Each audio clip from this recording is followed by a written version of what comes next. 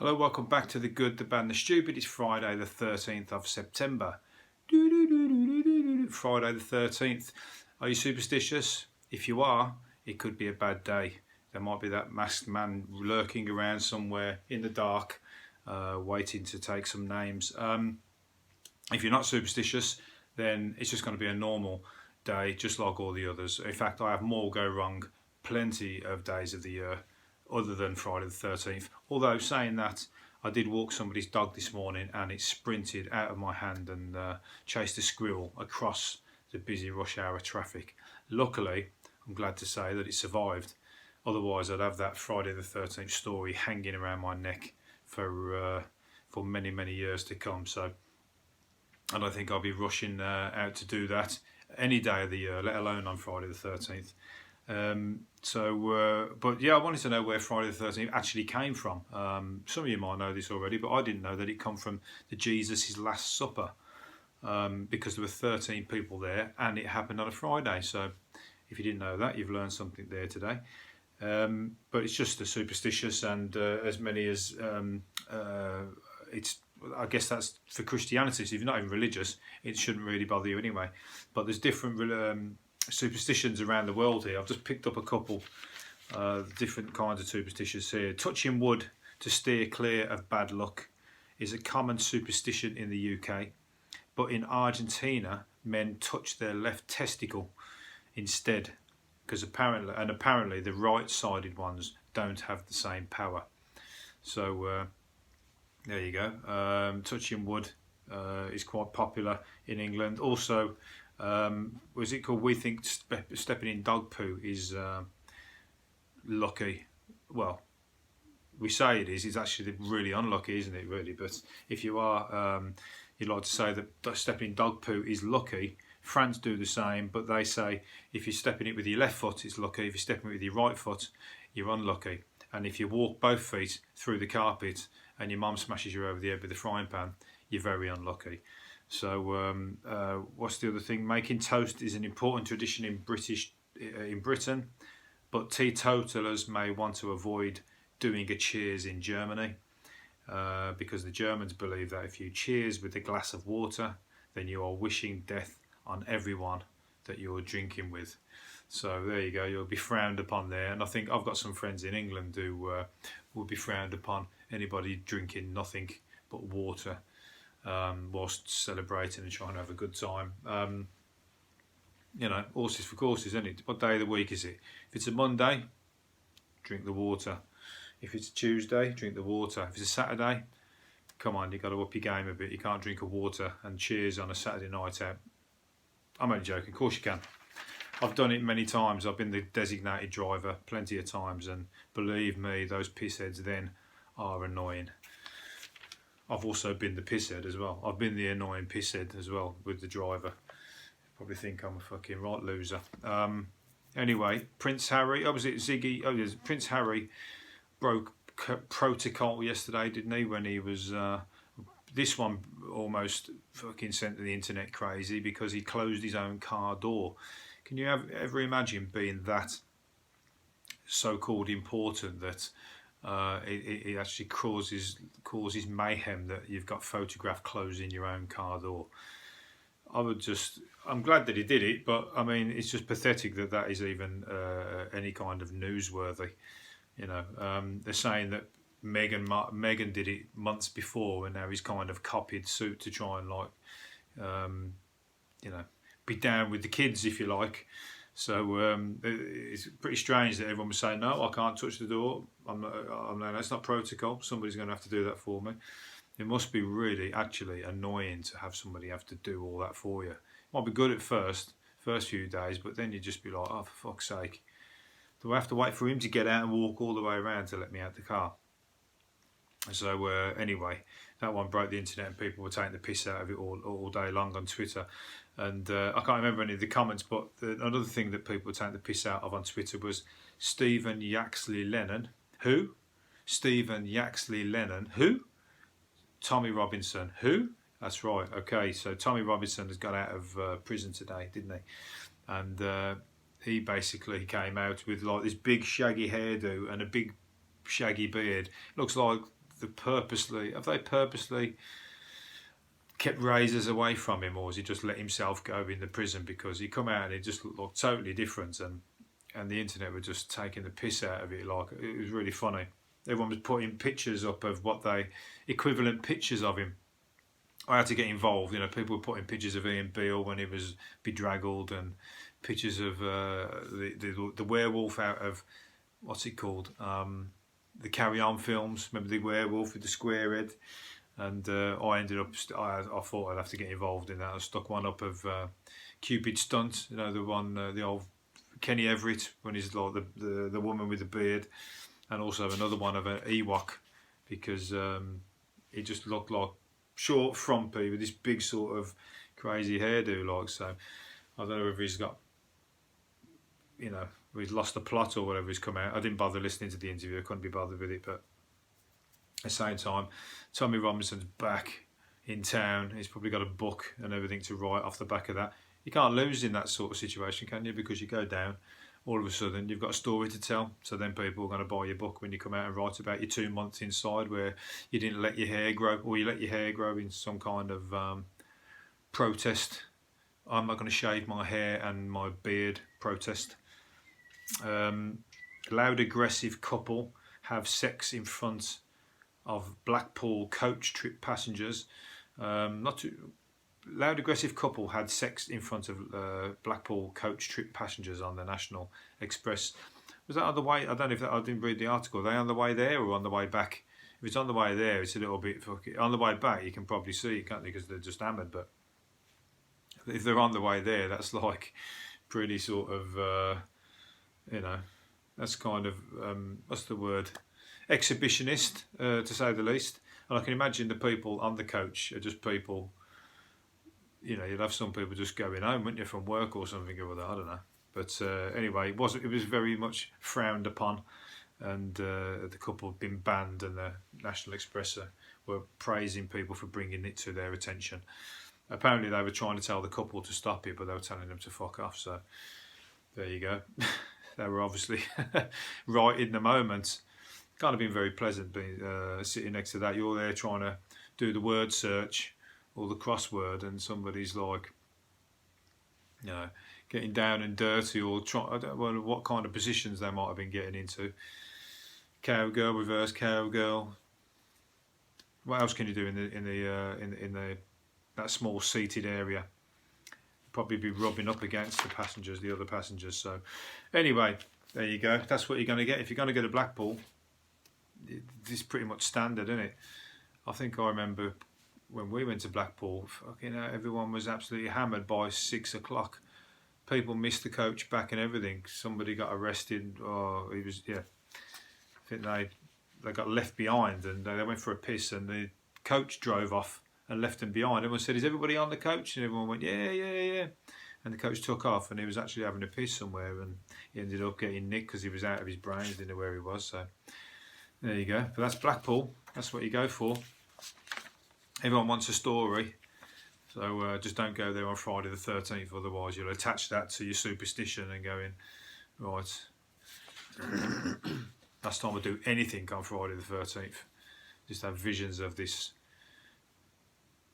arse bouncing up and down on the seat in front or something or other.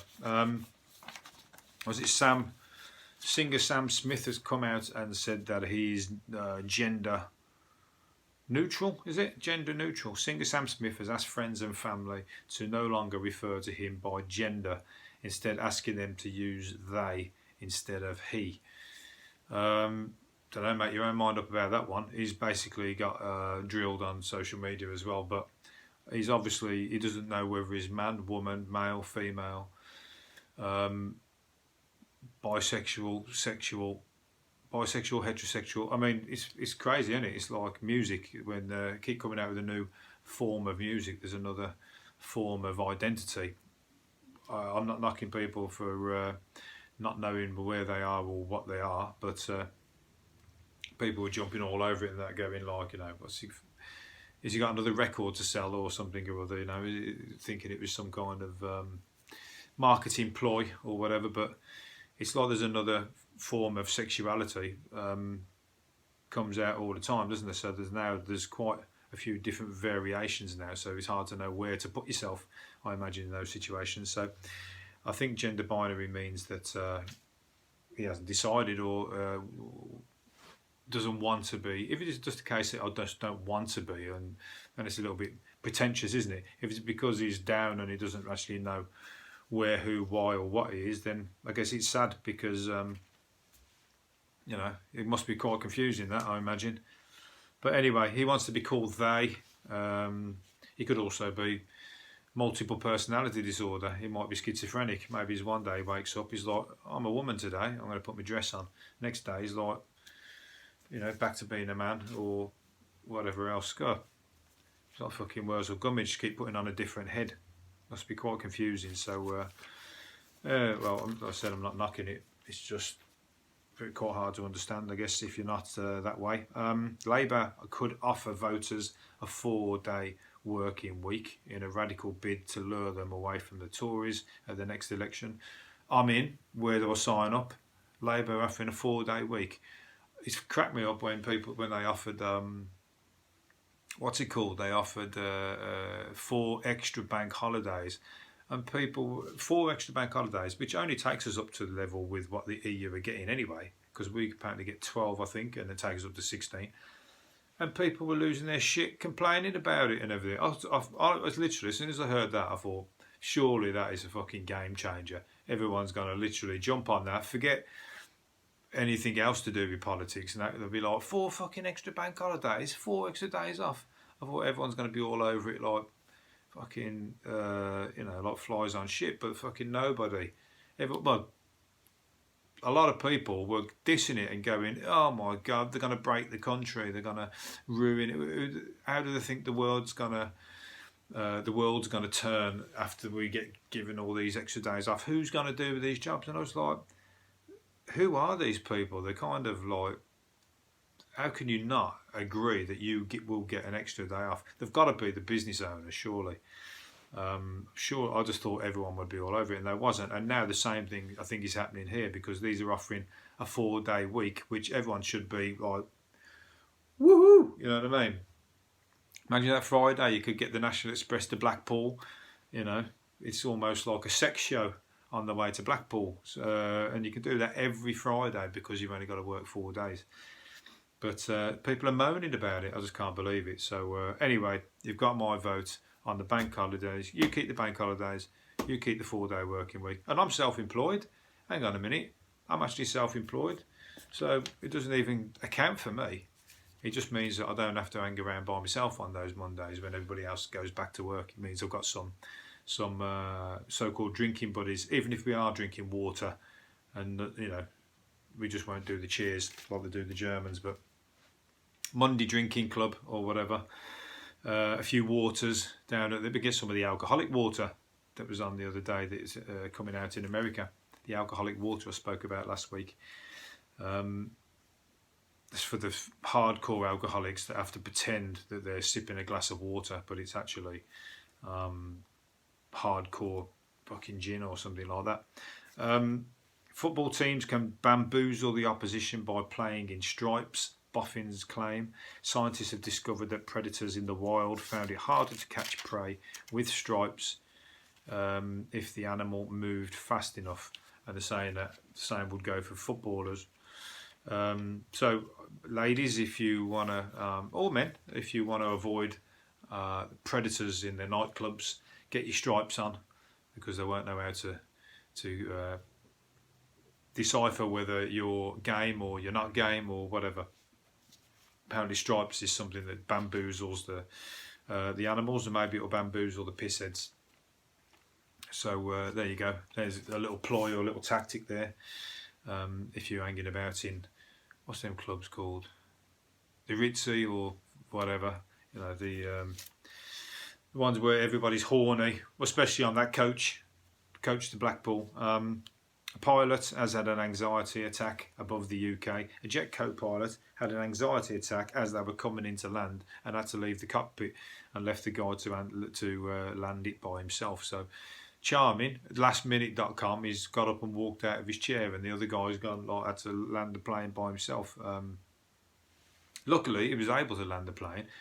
What he would do if fucking he was left in the shit, and apparently the guy suffered with stress, and he's had to take time off now. So don't know whether he's going to get his job back or not. But glad I wasn't on that plane. You don't hear about this shit, do you? And another one, a guy in another had to do an emergency landing because he rendered the cockpit controls broken when he poured coffee all over them, all over the. So he forced an emergency landing by tipping his coffee all over the controls.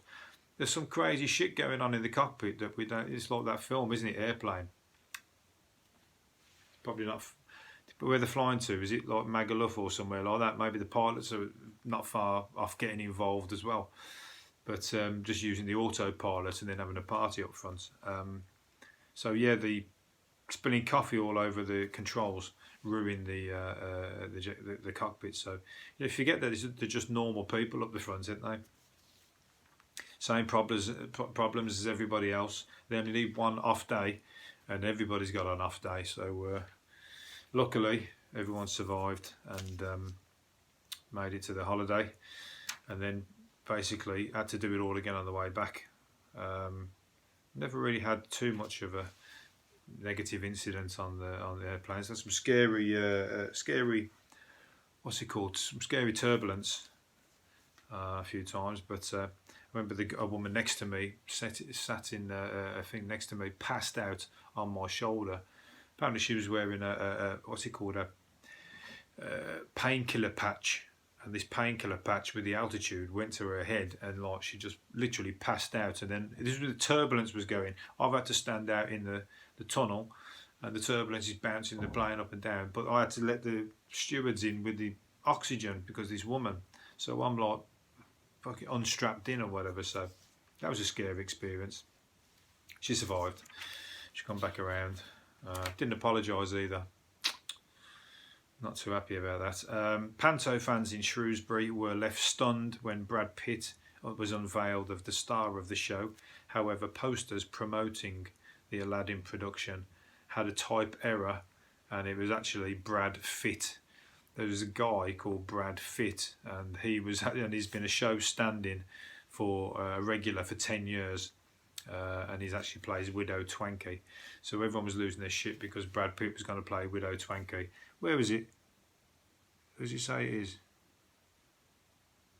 Oh, it's not saying where it is. It's got to be somewhere crazy like, I don't know, some small town in Wales or something. Somewhere, I don't know, the River Severn somewhere. So yeah, if you're hearing it first, Brad Pitt is not coming to town. Brad Pitt is though, so he's willing and able to sign T-shirts, breasts, anything that you want. He's available for weddings, bar mitzvahs, and playing Widow Twanky. A driver claimed mouthwash for bad breath put him over the drink drive limit. If you were thinking of trying that one, don't, because the judge ruled that it would take a whole bottle. Good try though, but it would take the whole bottle of the mouthwash to make that happen. He could have said, my breath's really bad, I fucking drank a whole bottle. Maybe, like, you know, for future reference, he drank a whole bottle. Just say you've got halitosis and he was going on a date and you just got paranoid and was necking the whole bottle of mouthwash, and then you're able to get away with it, perhaps. That's another thing people used to do, suck on 2Ps and whatever. That's disgusting. 2Ps that like been around circulation since the 1970s or something or other, and they suck on it and then don't pass the breath test anyway. So give yourself some kind of scurvy disease that's like been hanging around on this money. There's probably nothing dirtier than money, is there? Or is it Thom Yorke has revealed that Thom Yorke from Radiohead revealed that Strictly Come Dancing got in touch with him and asked him to go on to the show. They must have fucking been taking the piss with that, because as if he's not going to go on there, is it? It's quite funny though. They must have thought that it's one of the first episodes apparently, and his answer was, "You what?" That was his answer. So they pretty much got told straight. You can imagine that, could you? Imagine him like ringing up Thom Yorke or Noel Gallagher or something like that, and you want to go on Strictly Come Dancing or whatever. It wouldn't happen, would it? A drunk yob who stole a milk float after a night out was chased down the road and caught by the driver on foot. I was thought, you're not going to make much of a getaway, are you, on a milk float? I wonder if he was trying to fucking weave in and out or whatever to try and get away from him. But he's actually had to do a 26. He's got a curfew and a 26-month road. He got 26-month ban from. He's hardly speeding, was he? It's the worst, you know. The fucking driver with the mouthwash probably got worse than. Probably got less than that. So just should I say. So yeah, milkmen are back anyway. Milkmen are back in town, aren't they? Because what was the reason? I don't know what the reason is now. I can't remember. But milkmen are back on the streets. I did read a story about it a while ago. I forget the reason now, but we haven't got time to get into that. 3 more things we're going to finish up on. Arachnophobes beware. Millions of homes are. This is not great news. If you're scared of spiders, arachnophobes beware. Millions of homes are set to be invaded by potentially deadly spiders as of next week. Over the next few weeks, as the weather cools, Britain's most venomous arachnid, the false widow, and others, including the rat-sized cardinal spider, will be taking shelter in our nooks and crannies. If you see any of those today, then Friday the 13th has come true, because the false widow, they bite you and they fucking give some big massive welts. I've seen some now. The place I'm in, full of spiders, full of flies, full of spiders. Yeah, it's just an old house and there's like loads of like cracks and everything like that, and they just appear from nowhere. You get rid of them, and then there's another one there. I think there's a nest. So yeah, Bug Life said we should live in harmony with our housemates, which are really useful to have around. I don't think anybody's going to be sitting enjoying watching the TV with a cardinal spider or a false widow and, you know, accepting them as housemates or whatever. I think there's going to be a lot of screaming and a lot of fucking things being thrown, or people running out the door imagine calling the fire service because there's a fireman, because there's a spider. People do it. Last 2, Shaggers in Sheffield are the loudest in Britain. A survey found 41% of locals saying they have been woken by neighbours' romps, and nationwide it can be so bad that 1 in 10 moaned to cops. Well, what are you going to say about that? It doesn't mean they're the best shaggers, does it? They're the loudest shaggers, Sheffield. It doesn't mean that who are they asking anyway? You know what I mean? They're like asking anybody in other ones, anybody else's towns. Are they saying that Sheffield are shaggers in Sheffield are the loudest? Well, maybe there's just down that one street. I'm sure it's not like the whole. If you like walk down into the street in Sheffield, all you can hear is like shagging going off left, right, and centre. Possibly where that coach was heading from, if that's the case. Because they were loud and aggressive. So there you go. If you're from Sheffield, hold your head up high. I personally think that Birmingham's way up there with we're definitely in the top 10 shaggers. Top three, I think. We could actually even argue for the top spot. Sorry, I'm not buying it, Sheffield. Sorry about that, but I've heard some shagging in Birmingham when I've grown up. What am I looking for? I'm looking for one more thing here. Oh yeah, a New Zealand man. This is my last thing. New Zealand man hired a clown to give him emotional support. This must have been the best piss take going, because he was getting sacked from his job and he's hired a clown. A New Zealand man hired a clown to give him emotional support during a meeting in which his bosses told him he was fired. The New Zealand Herald reports that a man had a feeling he was going to be let go, so he paid $200 to have Joe the clown cheer him up by performing amusing tricks as he received the bad news. That's just brilliant, isn't it? You know what I mean? He's probably been taking a piss at work all fucking... He knew he was going to get the sack, so he knows he's been fucking about, or he knows like he deserves it or whatever. He's probably had disciplinary hearings or whatever up till now, and that's just the final laugh, isn't it, or something. That's what I look at it as anyway. And it basically said that the clown was blowing up balloons and then made them into an array of animals, including a unicorn and a poodle, and mimed crying when the redundancy papers were handed over. The newspaper published a picture of the clown attending the sombering occasion, and he looks pretty funny. And basically, he's walked out of that job and walked straight into another job anyway. So he's saying that the clown put him in a good spirit when he left the office, and he went and got another job elsewhere. I'm sure that was all lined up, and he just did it for the piss take. So absolutely brilliant. Think of something better to do when you're going to get the sack. I bet you just like, got to have made them laugh, hasn't it? Even though they're sacking you, it's like fucking egg on their face, isn't it? Or made them feel a little bit stupid. So anyway, I'm going to leave it there. Rambling on. Going to move on. Enjoy your weekend. It's going to be a hot one. So see you again next weekend. Next Monday. See you later. If you survive Friday the 13th. Goodbye.